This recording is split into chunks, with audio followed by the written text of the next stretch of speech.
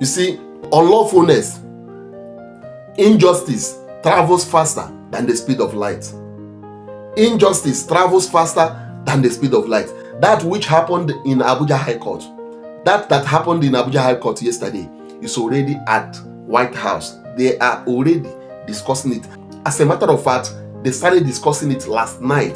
The outcome of Nnamdi Kanu's case is being discussed so long at the White House. They are deliberating on it. I want you to watch, share the video, make sure you share the video for other people to see. I don't want to talk too much over it. I just want you to pay attention, watch it and hear for yourself. It is already an object of discussion in the White House. Watch the video. God bless you. A colleague from DRL as well, since they publish reports on this that cover some of these issues.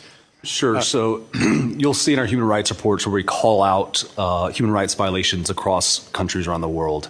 In terms of Nigeria's curriculum in particular, I don't have that information right in front of me, but we're happy to report back to you on the committee. Sure. No, that's fine. I appreciate you both, and thank you again, Mr. Chairman, for having this hearing. Thank you for your questions and comments. We are joined by the former chairman of the Africa Subcommittee, who is now over at the Energy and Commerce Committee, John James, and I want to thank him. February of 2024, he had a very important hearing on Nigeria and other advocacy throughout that time. So the floor is yours. Mr. Chairman, thank you so much for your personal invitation, for your leadership, and for your friendship. I'm honored to be back. Psalms 96:14 asks, "Who will rise up for me against the wicked? Who will take a stand for me against evildoers?" Nigeria is facing one of the gravest religious freedom crises in the world. As the former chairman of the House Foreign Affairs Committee on Africa, I have visited and have seen firsthand the direness of the conditions in what is now the deadliest place on earth to be a Christian. They are targeted, displaced, and killed simply for their faith. The ancient plea, "Is there no help for the widow's son?" still echoes today. Since 2019, nearly 17,000 Christians have been killed. In the first 7 months of this year alone, hundreds more were murdered. On June 13th, during the Yellowwater massacre, more than 280 Christians were slaughtered in a single day. These are not isolated tragedies, but a sustained pattern of religiously motivated violence, often ignored or even enabled by the Nigerian government. Extremist groups like Boko Haram, Fulani militants, and ISIS West Africa attack often without any meaningful intervention from authorities. The lack of response has created an atmosphere of impunity where Christians continue to live in constant threat and fear. The United States has previously recognized this crisis. President Trump not only designated Nigeria as a country of particular concern during his first term, but redesignated it again in his second term after President Biden inexplicably removed that designation. Religious persecution is tied to political repression and weakening institutions in Nigeria.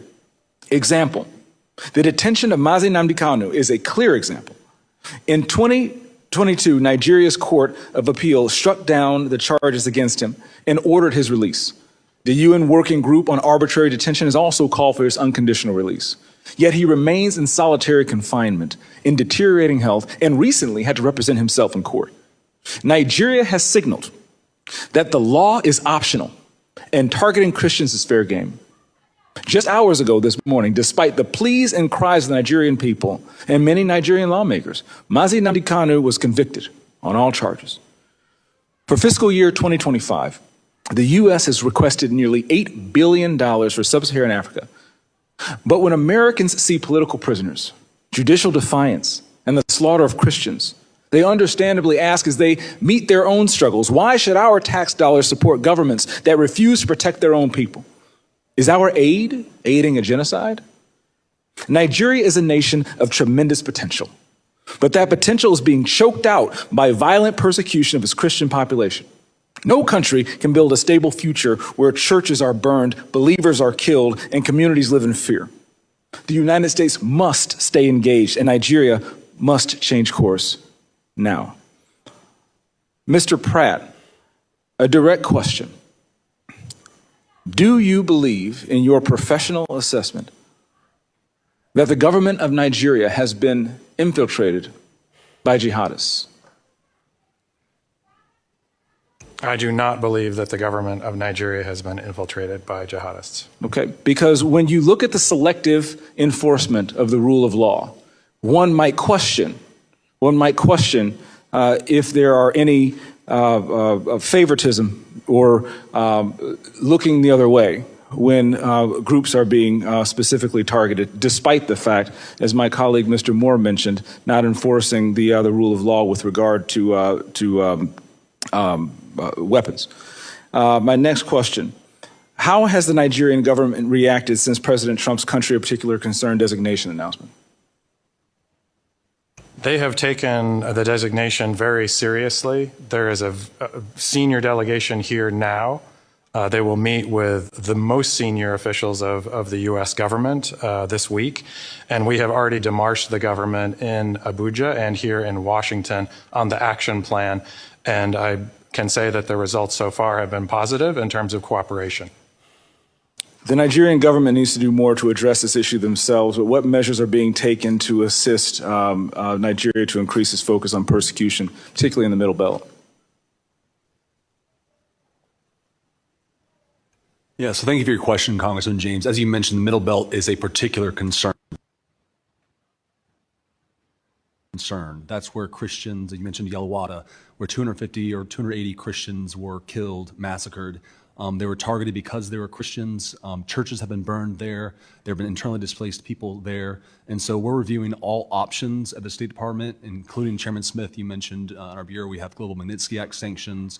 We have other tools at our disposal as well to make sure that Nigeria, the Nigerian government gets the message that we are serious about the persecution of Christians and other communities as well, but particularly Christians right now who are suffering disproportionately in the Middle Belt. Thank you for your answer, Mr. Chairman. Thank you for having me again. God bless you, and good luck. I'm here for you. Thank you so very much, Chairman James, and thank you again for your great service. I'd like to, between the ranking member and I, we're both going to ask one more question and then go to our next panel. I would like to yield mine to my good friend, Mr. Hozenga, who asked a very serious question about the IDPs in Benue, and if there's any answer that